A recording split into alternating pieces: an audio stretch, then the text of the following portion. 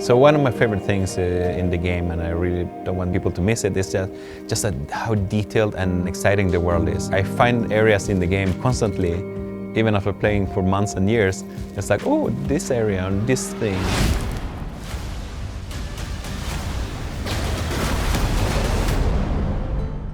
My name is Rodrigo Cortes, and I'm the studio art director at Sharkmob.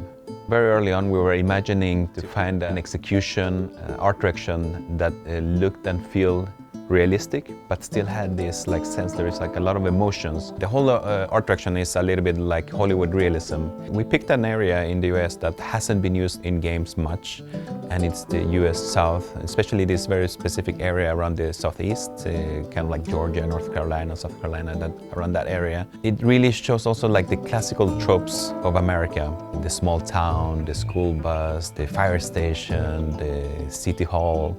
Things that you see very often in movies and TV series. We did a lot of research in the game, so we actually went to the US South and several weeks capturing everything, taking photos, doing photogrammetry to try to make the most realistic recreation of a world. We did spend a lot of time trying to get a really realistic sense into the world, but still have an ownable look that isn't just pure realism, but actually has some sort of stylization.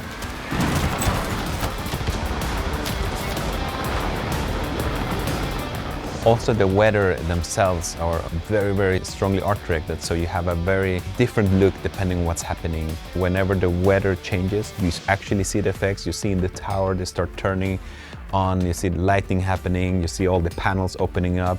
There is a sonic boom that you hear, you see all the trees moving with this sonic boom, and then the weather starts changing. So each weather condition, forces of nature, really changes the experience. In the example of the tornado, when that happens, all of a sudden there is an updraft, so you can be picked up and use the parachute at any moment. So the locomotion and the way you move around the world is very different.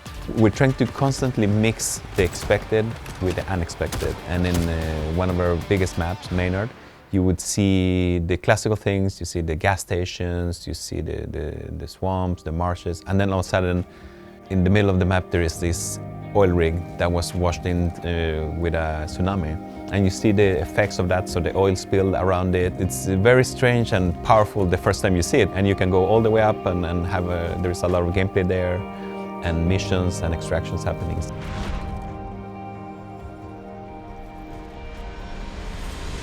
We did a lot of branding, for example, in the world. Restaurants, beer brands, lawyers, etc. And many people in the team are being represented in different brands. One of my favorite one is from our executive producer, Brinley Gibson.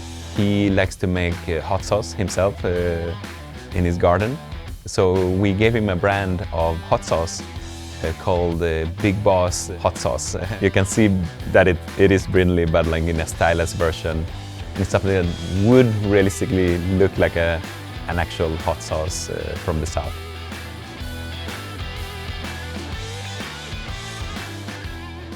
In the beginning of my career, I had two paths. It's do I want to go with the movie side or the games? And I'm a passionate gamer, so I always fell in love with the games. And this is something that's been really cool. Since I've been working with games for 25 years. I've been seeing everything from the original Xbox all the way to the latest stuff. Even though we're coming closer and closer visually to, for example, where cinema is, the interactive part is what makes it so much more interesting, for me at least. That it's not a beginning and an end that somebody wrote. It's your story. Whatever you feel you want to achieve, whatever you want to do, that's what you see. That it's not scripted before, the players make their own script, basically.